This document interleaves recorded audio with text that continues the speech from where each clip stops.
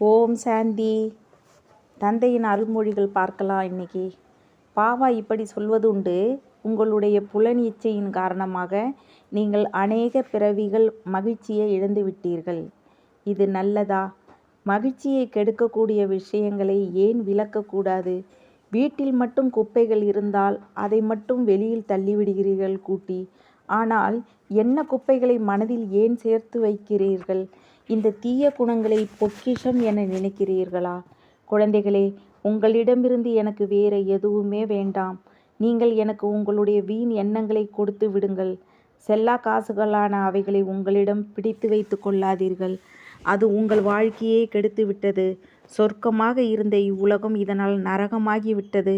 பாபாவினுடைய ஞான முரளி ஒலித்து கொண்டு இருந்தது. ஆனால் இந்திய மக்கள் கிருஷ்ணரையே கடவுளாக பாவித்து விட்டனர். அது மட்டும் அல்லாமல் அவர் மூங்கில் ஆன புல்லாங்குழலை இசைத்ததாகவும் நம்பிவிட்டனர். பாபாவின் வார்த்தைகளில் அடங்கியுள்ள முக்கியத்துவத்தை புரிந்து கொள்ள அவர்கள் தவறிவிட்டனர். அதனால் மக்கள் கடவுளை எல்லா இடங்களிலும் தேடி அலைய வேண்டியதாயிற்று. அவரை பற்றி விளக்கம் தருவதற்காக கதைகளை ஜோடிக்கிறார்கள். அதே சமயம் கடவுள் எங்கே இருக்கிறார் என்று கேட்டால் அவர் எங்கும் இருக்கின்றார் என்று கூறிவிடுகிறார்கள். இப்படி இருக்கும்போது கடவுள் ஏற்கனவே ஒரு சாதாரண மனிதர் சரீரத்தில் வந்துவிட்டார். மேலும் எல்லோருமே வியக்கத்தக்க அதி அற்புதமான காரியத்தையும் செய்து கொண்டு இருக்கிறார். பிரம்ம பாபா கிருஷ்ணராக மறுபிறவி எடுப்பார். அவர் எல்லோருடைய உள்ளங்களையும் கவரக்கூடிய புது உலகின் முதல் தேவதை. ஆகவேதான் மக்கள் இவரை கடவுள் என்று நினைத்து விட்டனர், அதாவது கிருஷ்ணரை. இதில் ஆச்சரியப்படுவதற்கு ஒன்றுமில்லை. பாபா டெல்லிக்கு வந்திருந்த போது இவருடைய அருள்மொழியை கேட்ட ஒருவர் கீழ்கண்டவாறு தனது அனுபவத்தை கூறுகின்றார். தந்தை கூறிய வார்த்தைகள். இந்த இனிமையான விலை மதிக்க முடியாத இதே வார்த்தைகளில் முழு உலகின் உண்மையும் அடங்கிவிட்டன. மனமும் சக்தியும் மீண்டும் ஒருமுறை விழிப்படைந்தது. எல்லோருக்கும் தந்தையாகிய இவரின் வார்த்தைகள். இந்த வார்த்தைகளில் ஒரு ஆழமான அந்தரங்கம் யுகந்தரமாக மனிதன் தேடி அலைந்தது. இதுவே அவனுடைய கேள்விக்கெல்லாம் பதிலும். இதுதான். புத்தியானது ஒரு பெரிய பலூனை போல உயர பறக்கிறது. சிவா என்ற தூய எண்ணம் மனதை விரிவாக்கும் பொழுது மாயையின் பாரம் கரைந்து விட்டது. ஆத்மா பேரின்ப ஊஞ்சலில் ஆடிக்கொண்டு இருக்கிறது. உயரே பறந்தே நம் தந்தையின் வார்த்தைகளால். அநேகர் இந்த உலகம் எதற்காக இருக்கிறது என்று பாபாவிடம் கேட்டனர். அது இருப்பது உங்களை மகிழ்விப்பதற்காகத்தான். குழந்தைகள் கவலையில் மூழ்கிவிடும் பொழுது மீண்டும் மகிழ்ச்சி அடைய செய்வதற்காக பாபா மீண்டும் தோன்றுகிறார். பாபா மிக பெரிய உளவியல் நிபுணர். மனதில் சேர்த்து வைத்திருக்கும் குப்பைகளை வெளியேற்றி குழப்பத்திலிருந்து விடுவித்து இலகுவாக்கி விடுகிறார்.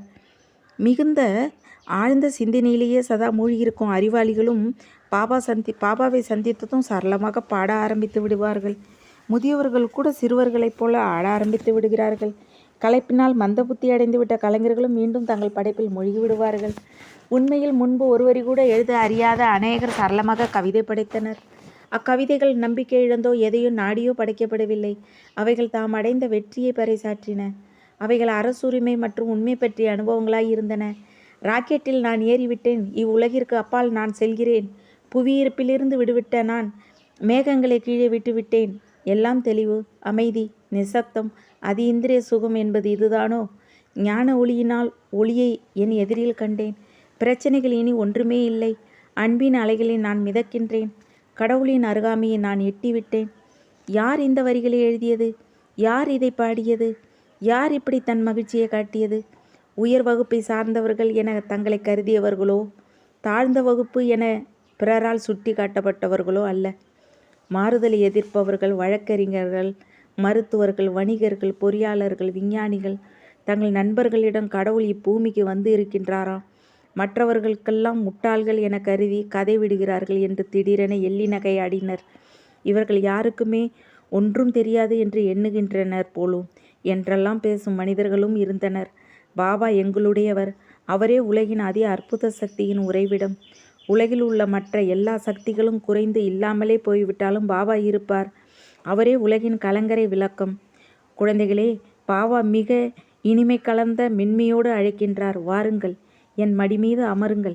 இப்படி அனுபவித்தவர் அனுபவித்து கொண்டே இருந்தனர். குழந்தைகள் வேடிக்கையாக ஓடி சென்று சாந்தா கிளாஸ் பொம்மையின் மடியில் உட்காருவதை பார்த்திருக்கலாம். ஆனால் இப்பொழுது எங்களுக்கு எல்லையற்ற உண்மையான சாந்தா கிளாஸின் மடியில்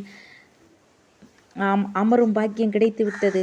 அவர் உலகில் உள்ள எத்தனையோ பேருக்கு பேரானந்த அனுபவத்தை அளிக்க முன்வந்து இருக்கின்றார். ஆனால் இதை மிக சிலரே அனுபவிக்க தயாராக இருந்தனர். நல்லது. ஓம் சாந்தி. தேங்க்ஸ் பாபா.